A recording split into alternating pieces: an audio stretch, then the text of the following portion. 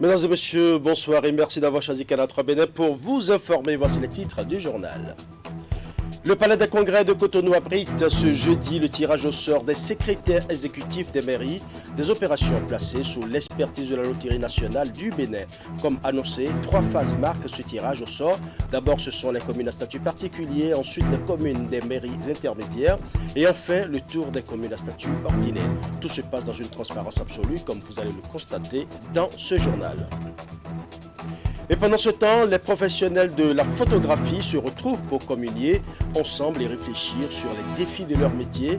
Ils se sont retrouvés ce jeudi à Abomey-Calavi, occasion pour le bureau de distinguer des laboratoires et plusieurs professionnels. Retour sur les temps forts de l'événement dans un instant.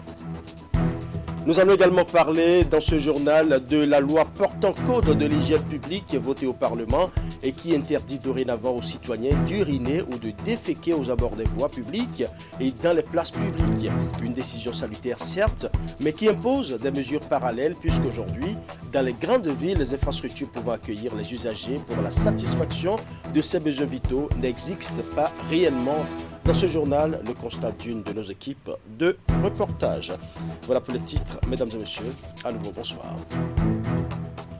Au palais des congrès de Cotonou, comme annoncé, le tirage au sort des secrétaires exécutifs des mairies a démarré et les opérations se poursuivent avec l'expertise de la Loterie nationale du Bénin.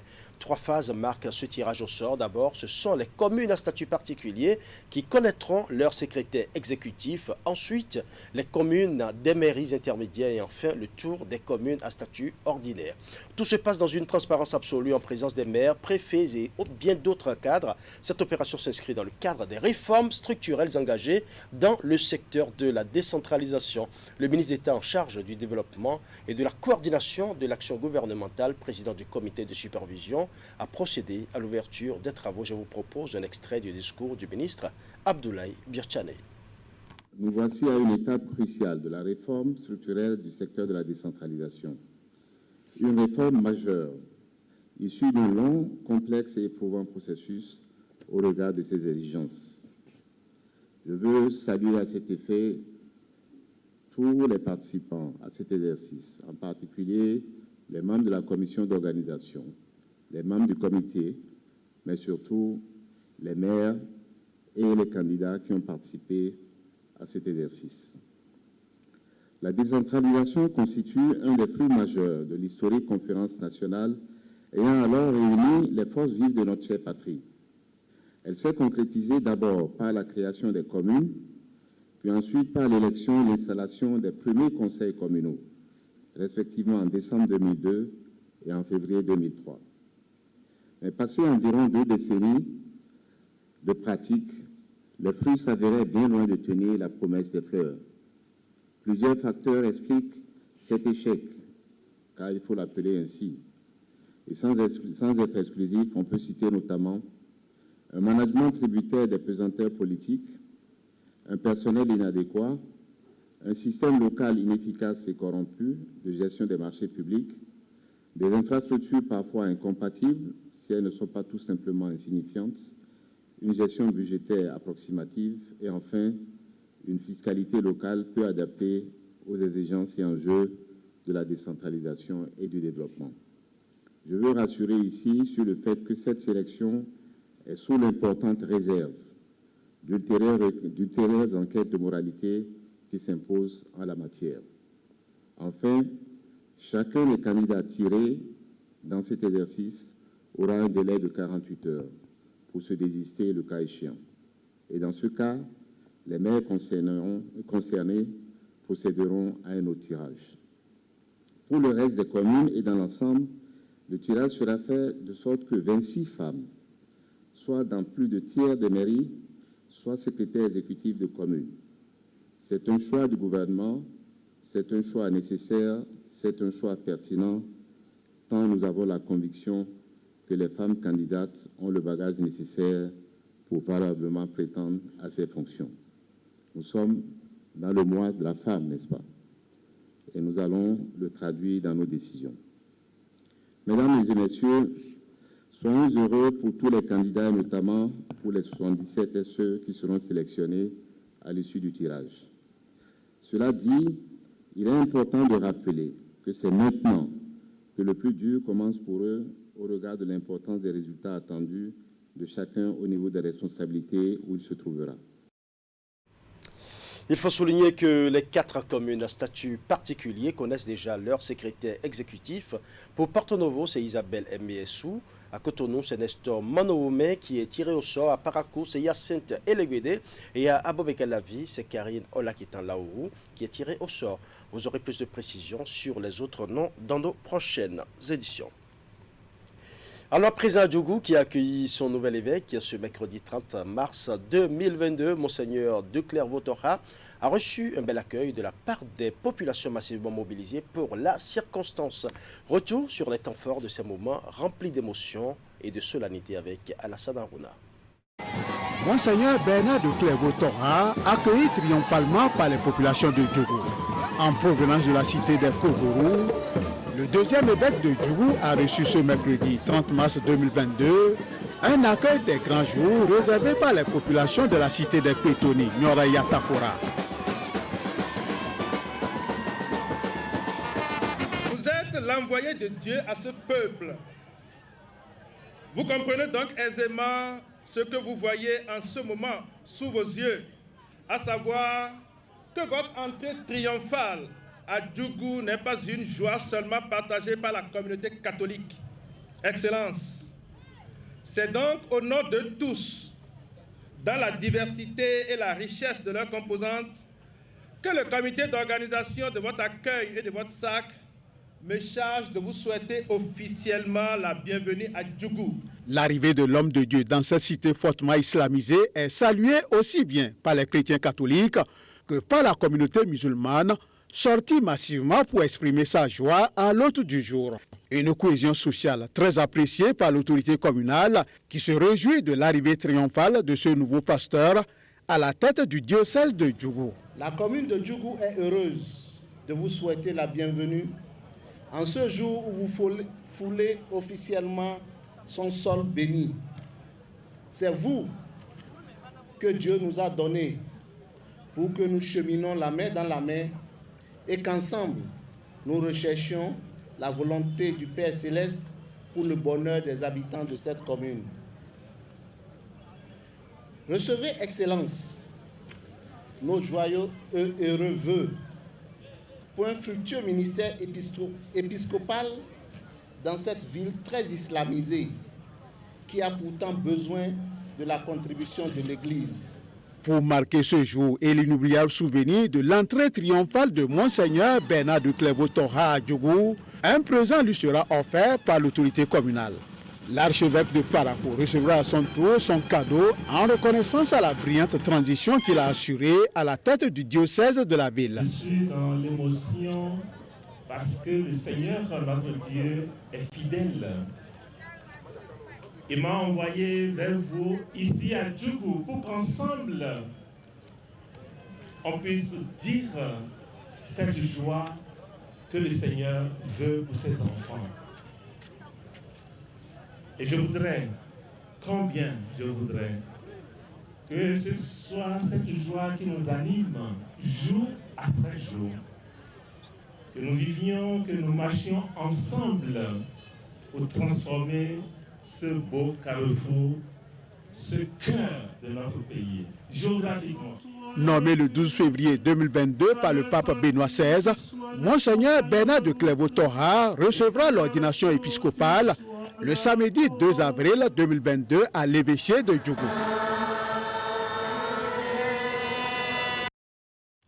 Alors, présent au ministère des Petites et Moyennes Entreprises et de la Promotion de l'Emploi pour la revue du plan de travail annuel au 4e trimestre de l'année 2021. Les travaux sont présidés par le premier responsable de ce portefeuille ministériel. La séance a également servi de cadre au lancement du PTA au titre de l'année 2022. Voici le compte rendu signé Ali Moumoune. Le défi imminent du ministère des Petites et Moyennes Entreprises et de la Promotion de l'Emploi est d'aboutir à l'opérationnalisation de la nouvelle agence des petites et moyennes entreprises. La création d'un guichet unique de promotion des PME figure en bonne place dans le PAG 2021-2026 comme priorité du gouvernement. Cette priorité doit être mise en œuvre par notre département ministériel. Il s'inscrit au nombre des activités prévues dans le plan de travail annuel de ce département au titre de l'année 2022. Il s'agit d'une nouvelle structure créée après la dissolution de cette ancienne. Parce qu'elle reprend à la vérité toutes les initiatives, toutes les missions, toutes les attributions des autres précédemment existantes qui ont été dissoutes. Les agences sont dissoutes, mais leur mission, le service public de soutien et d'accompagnement au profit des petites et moyennes entreprises qui existaient demeure et elle hérite de toutes ces charges. Cette séance de travail entre le ministre Modeste Kérékou et les cadres du ministère des Petites et Moyennes Entreprises a également servi de cadre à la revue du plan de travail annuel de l'institution au 4e trimestre de 2021. À la suite des travaux techniques préalablement effectués, les différents résultats sont présentés aux participants pour appréciation. La reprise timide des activités due à la persistance de la crise sanitaire liée à la COVID-19 continue d'avoir des impacts négatifs sur la mise en œuvre et l'exécution correcte des activités des directions centrales, techniques et des établissements publics sous tutelle.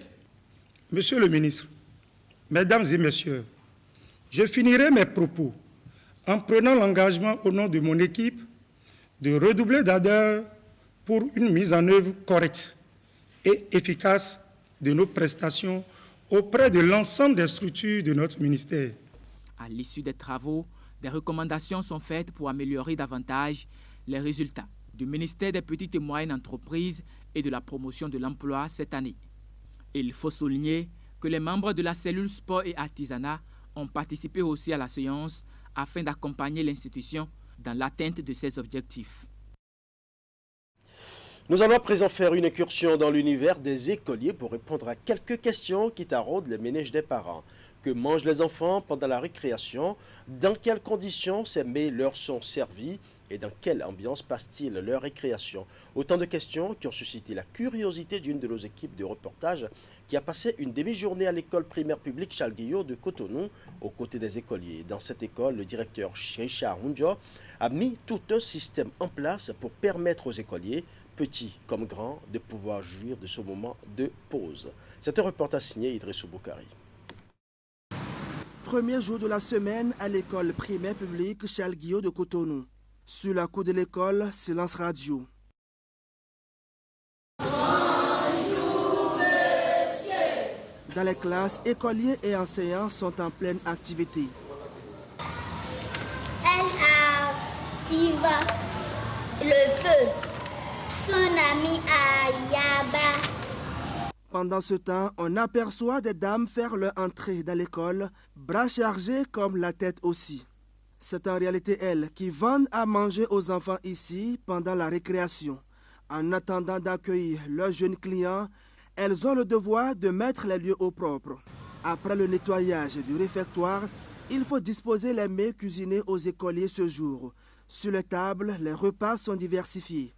Un peu plus, les enfants aiment surtout la salade et le sandwich avec les macaronis, les spaghettis en fait. Mais à propos, ils viennent payer bien, ça va. Il y a à partir de 50 francs que je les vends, 75 francs et 100 francs. Avant le coup d'envoi de la récréation, la responsable chargée de la nutrition au niveau de l'école fait un tour au réfectoire. Sa mission, vérifier la qualité des mets qui seront servis aux enfants dans quelques minutes. Elle observe, questionne et goûte les plats. À la fin, elle donne son feu vert. S'il y a par exemple un mets qui n'est pas adapté, qui n'est pas bon, là, il n'y aura pas de vente de cette nourriture. C'est bien fait et les enfants peuvent manger. Donc si j'ai pu manger, les enfants peuvent aussi en manger. Il n'y a pas de défaut. Oui, on peut lancer la récréation. Et la récréation va commencer un peu avant l'heure, conformément à la stratégie mise en place par l'école. Quelques minutes avant 10h15, ce sont les écoliers du CI et du CP qui ouvrent le bal. Ils sont les plus petits et les plus fragiles. La stratégie vise à éviter les bousculades des plus petits et leur permettre eux aussi de profiter de ce moment. Maintenant, on peut sonner la cloche pour annoncer la récréation. C'est au tour des plus grands de prendre une pause pour se ressourcer. Chacun a sa préférence. Elle a donné moi la pépin. À venir à l'école, à dire moi, on parti manger la pâte. Le pain est là, manger la c'est bon. Je mange pain parce que c'est doux. Je mange macaroni. C'est maman qui a préparé ça à la maison et j'ai amené ça à l'école. Pendant la récréation, j'ai mangé à tassi et œufs. J'ai acheté pour 50 francs et je suis rassasié. Dans le rang des écoliers, on découvre des visiteurs.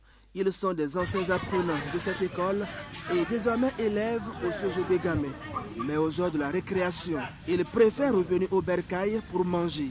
Difficile pour eux de se séparer des mets qu'ils ont consommés ici pendant 6 ans. Le mets de cette école est bon. Je mange beaucoup et on me donne l'argent pour manger dans cette école. Quand j'étais dans cette école, je mangeais du riz et du pain. Quand j'étais au CM2, j'étais habitué de manger ici. C'était doux et c'est bon. J'achète à tassi avec du pain. La récréation se déroule sous la supervision du maître de la semaine. Isolé et discret, il suit les mouvements de chacun et interpelle ceux qui s'adonnent aux jeux brutaux. Tout est bien organisé par ici. Le directeur profite bien de ce système qu'il a mis en place et qui lui évite des situations difficiles à gérer. Nous estimons qu'en faisant cela, les plus petits ont déjà le temps de prendre les plats, de se servir ou du moins de manger et d'être à l'aise, de pouvoir peut-être déjà se laver les mains, boire de l'eau sans être bousculé par les plus grands. Souvent, nous constatons qu'il y a ces bousculades autour des mets et par conséquent, ce n'est pas un bon spectacle, surtout que dans cette bousculade où cette manière de faire, les enfants peuvent être lésés. Certains peuvent ne pas pouvoir être bien servis ou ne pas pouvoir bien manger. Et donc, notre stratégie consiste à mettre tous les enfants à l'aise pendant la récréation. À 10h30, la cloche sonne une seconde fois et c'est le retour des écoliers en classe. Abdul Moukabi et ses camarades regagnent eux aussi leur collège en attendant de revenir sans doute le lendemain. En moins de 30 minutes donc, tous les enfants ont été servis et les cours peuvent se poursuivre. La récréation à l'école primaire publique Charles Guillot de Cotonou, c'est aussi un moment d'expression de solidarité et de partage.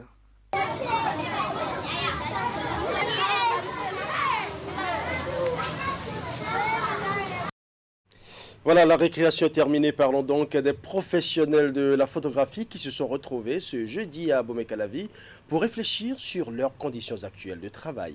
Créé en 1999, l'UJPI entend désormais mobiliser tous les acteurs de la photographie pour relever les défis, les nouveaux défis. Occasion pour le bureau de distinguer des laboratoires et plusieurs professionnels. Les manifestations ont eu lieu dans la commune d'Abomey-Calavi. Richard Clément Achadé pour plus de précisions. C'est par l'hymne de l'Union des jeunes professionnels d'image UJPI que démarre cette cérémonie de réjouissance et de réflexion sur les conditions de vie et de travail des photographes. Occasion pour les membres fondateurs de se retrouver pour se pencher sur le métier de photographe. À cet effet, les anciens pionniers de l'UJPI sont revenus sur la vie de leur union qui a marqué son temps avec un parcours jonché des hauts et des bas. Cette cérémonie vient donc relancer la mobilisation des professionnels des prises d'image. Tout le monde est dans la joie. Et c'est ça qui nous a poussé d'être ici ce jour. Je remercie vous, photographes, que d'autres ont déjà pensé que la photographie a déjà pris fin, est morte et c'est fini, et l'enterré. Ils l'ont mal imaginé, mal pensé, mal dit. Aujourd'hui, voilà la preuve. Nous sommes là d'accord Mais ceux qui ont maintenant encore le sang vif, ce n'est pas qu'on n'a pas le sang vif devant le doyen. Hein. On a encore, conformément au doyen, on a encore le sang vif. Mais il y a d'autres aussi qui en ont plus vif que nous. Nous les exhortons à venir prendre leur bâton de pèlerin pour renforcer la photographie. Sincère remerciement au nom de nos collègues photographes, membres fondateurs de l'UJP. La retrouvaille de l'Union des jeunes professionnels d'image a été aussi l'occasion pour les membres fondateurs d'évoquer les difficultés auxquelles ils sont confrontés dans l'exercice de leur métier d'artisan. La fête a été par ailleurs le cadre de nouvelles propositions pour assainir leur secteur d'activité afin de relever les défis liés à l'émergence des médias sociaux. Et je demande à tout un chacun de nous ici, qu'est-ce que nous pouvons faire pour rehausser l'image de la photographie? Nous avons tous des solutions. Prenons nos responsabilités quand on va sur les lieux de reportage, qu'on se comporte bien et qu'on apprenne ça à nos jeunes qui arrivent aujourd'hui et qui font le travail. C'est une œuvre qui va vraiment nous amener loin, sinon qui nous amène loin. Nous, on a fait, pendant un longtemps, on a dit il faut préparer la relève parce que personne ne connaît pas le moment où Dieu va l'appeler. Donc, il faut qu'on initie les jeunes aussi à nous suivre. Là, même si nous, on n'est pas là, ils vont poursuivre la lutte. C'est de là que l'UJP est né. La journée de retrouvailles de l'Union des jeunes professionnels d'image s'est achevée par la distinction des pionniers de l'Union qui ont mouillé le maillot pendant la période des vaches maigres qu'a connue leur association. À cet effet, 4 laboratoires de photographie ont reçu au cours de la cérémonie leur attestation de distinction. En plus des laboratoires, plusieurs autres artisans qui se sont illustrés par leur savoir-faire ont reçu la distinction honorifique. L'Union des jeunes professionnels d'image de 1999 à 2022 totalise 23 ans de vie avec un bilan satisfaisant qui motive ses membres. Nous allons à présent ouvrir la page mystère et mystique de notre journal suite à un accident ou bien d'autres incidents. Plusieurs personnes se retrouvent avec une entorse, un déboîtement ou une fracture. Le traitement à l'hôpital prend non seulement du temps, mais s'avère onéreux, avec parfois une incertitude dans la guérison. Dans la commune de Zakota, à Tendi, un savoir-faire endogène légué par les aïeux à leur descendance existe et permet d'obtenir des résultats satisfaisants. La famille Alain Clénon en est le dépositaire. Elle traite depuis des générations divers cas de fractures, d'entorses et autres maux du genre. Je vous invite à suivre. C'est un savoir-faire endogène vieux de plusieurs siècles. Il a été transmis de génération en génération et se perpétue encore aujourd'hui. Ces connaissances et pratiques de la tradition réussissent parfois là où même celles modernes et scientifiques manquent de résultats probants. Dans le village de Tendi à Zakota, des patients souffrant d'entorses, de déboîtements et de fractures à l'épaule, la jambe, le bras, la cuisse ou toute autre partie du corps se font soigner et obtiennent satisfaction grâce à des traitements traditionnels.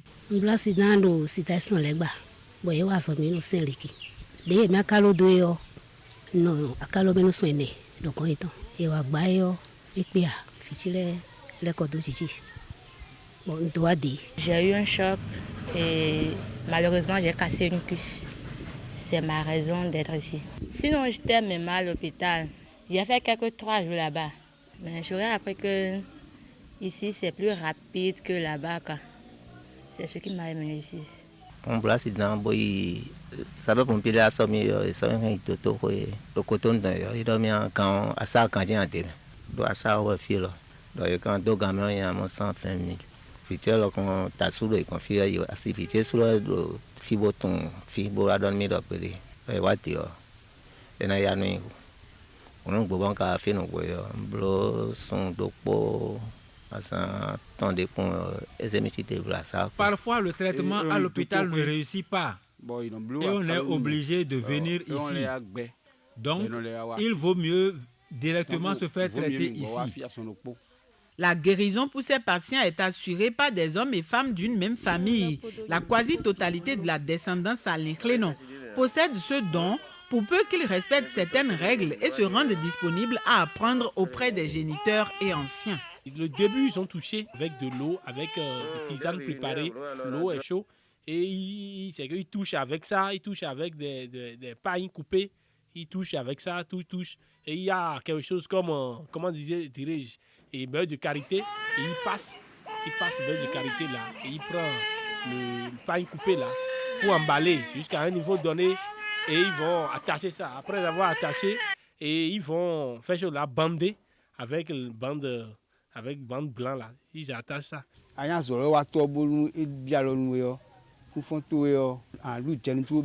Quand on exerce ce savoir-faire, on ne mange pas salé le matin avant de démarrer.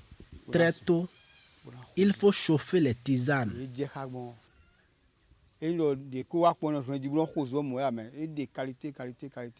Le traitement se fait selon le type et la forme de la fracture. Nous avons nos méthodes et nos instruments.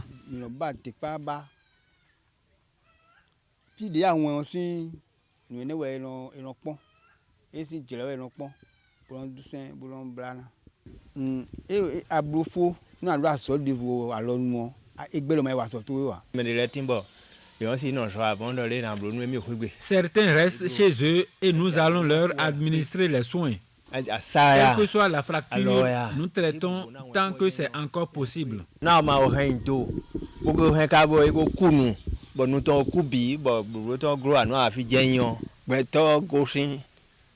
avons eu à traiter des cas graves.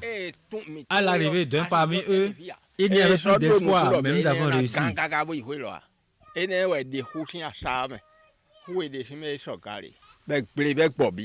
Le traitement peut être administré à toute personne, quelle que soit son appartenance religieuse. Il est en effet fait à base de décoction, de tisanes et pommades de fabrication traditionnelle. La force spirituelle de la guérison est octroyée par l'ancêtre totémique Torio de la famille. L'histoire raconte qu'ils ont hérité du savoir-faire de leurs aïeux. Ces derniers auraient été emmenés pour servir le roi. Ce que nous faisons ici, ce n'est pas de gris-gris. C'est un héritage que nous perpétuons. Seuls les descendants de la famille Alinhleno pratiquent ce savoir. Nos filles mariées peuvent le faire, mais leurs enfants non. Les tisanes sont faites à base d'ingrédients divers.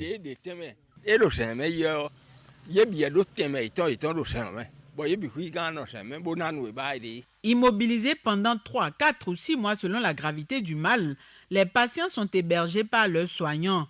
Ils sont parfois plusieurs dans une même case. Ces conditions d'hébergement posent un problème d'hygiène. À ceci s'ajoutent les difficultés financières soulevées par la majorité des patients.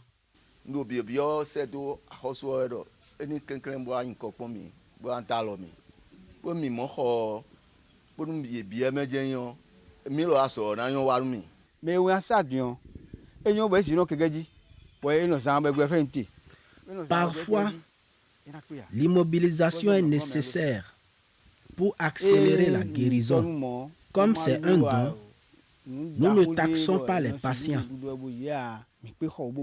Nous avons besoin non seulement de salles, mais aussi de cannes et de ceintures diverses.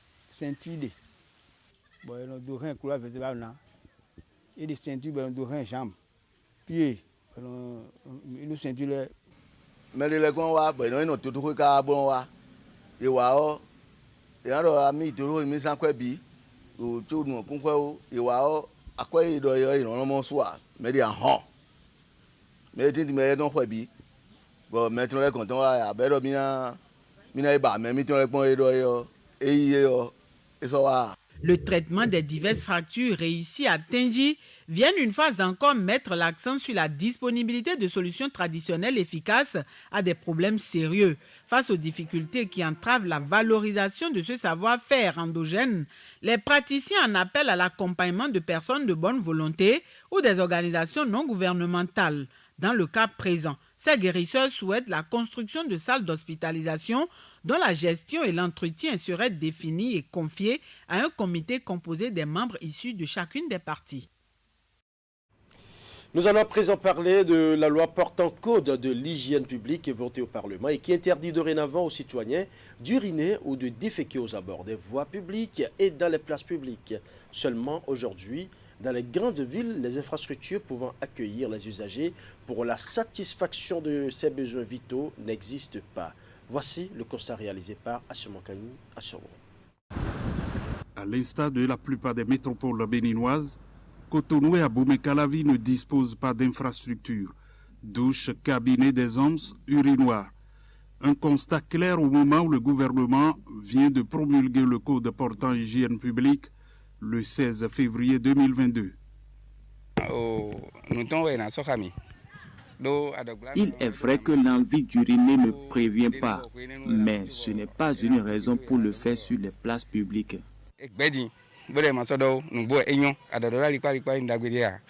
C'est une bonne chose parce qu'il faut que nous apprenions, n'est-ce pas, les bonnes manières. Il faut que nous apprenions les bonnes manières. Mais le problème doit être résolu à l'amont. Parce qu'il ne suffit pas de copier ce que nous avons vu ailleurs et de le transposer tout simplement chez nous, alors que nos réalités ne sont pas les mêmes. Qu'est-ce que je veux dire par là? Vous savez, nous sommes au stade ici. Combien d'urinoirs vous avez? Ça, c'est des problèmes à régler à l'amont. Le fait d'uriner, c'est un besoin physiologique et ça peut prendre à n'importe quel moment. Selon Guy Wakou, enseignant-chercheur dans les universités béninoises, une autre forme de déviance se faisait jour que viendra freiner la loi. D'ailleurs, vous allez constater qu'il y a des gens qui ont déjà cette idée, qui ont ramené pratiquement ça dans leur habitude. Ils ont de belles toilettes, ils ont de bons WC chez eux, mais ils préfèrent toujours sortir pour venir uriner dans la brousse. C'est de l'incivisme. Mais ce n'est rien d'autre que le fait que nous sommes restés au village. Vous savez qu'au village, toutes les parties, toutes les zones, et tous les endroits sont pratiquement avec de la végétation. C'est la brousse un peu partout. Je pense bien avoir l'ampleur que prend ce phénomène. Cette loi est bienvenue. Parce que c'est une remarque. En pleine rue, dans des grands boulevards, vous constatez des grandes personnes sorties, ce qui fait la valeur de l'homme, homme petite tache. Il sort, il se met vraiment à uriner devant tout le monde. Ça n'honore pas. Et la ville de Cotonou n'est plus à ce niveau. Désormais, quiconque est surpris en train de satisfaire un petit besoin, uriner et déféquer aux abords des voies publiques et sur les places publiques, est passible de poursuite. Une fois que l'urinoir est à côté et que l'intéressé défèque ou bien urine à côté, on peut le verbaliser. Là, ça peut se comprendre. Mais les infrastructures adéquates qu'il faut à l'amont pour régler le problème ne sont pas disponibles. Et donc ça veut dire quoi? Les gens vont se faire verbaliser à tort. Les gens vont se faire verbaliser parce que certainement ils vont uriner comme d'habitude. Ils regardent à droite et à gauche et puis ils trouvent personne là. Ils urinent et ils s'en vont. Une mesure prise pour rendre le cadre de vie propre et sain, donc contre toute souillure. Pour nombre de personnes interrogées, c'est une disposition qui vient mettre fin aux déviances et comportements d'une autre époque. C'est pour l'assainissement du cadre de vie que la loi est votée et c'est une bonne chose. On ne peut pas parler de bonne santé sans assainir notre cadre de vie, sans assainir notre environnement. L'environnement, c'est vrai, c'est tout ce qui nous entoure. Mais est-ce que vous qui êtes là, vous pouvez aller vous asseoir sur un tas d'ordures pour manger? Même le fou, quand il ramasse les déchets et autres, il quitte d'abord le tas d'ordures et va chercher un abri quelque part un peu propre pour s'asseoir. La loi a pris des dispositions pour que les services nécessaires soient offerts aux populations. L'article 11 du Code précise que les autorités locales installent et entretiennent partout où cela est nécessaire les infrastructures adéquates, notamment les douches, les cabinets d'aisance, les urinoirs et les poubelles. Voilà, ce sera tout pour ce journal. Merci pour votre aimable attention. Bonne soirée à chacun et à tous.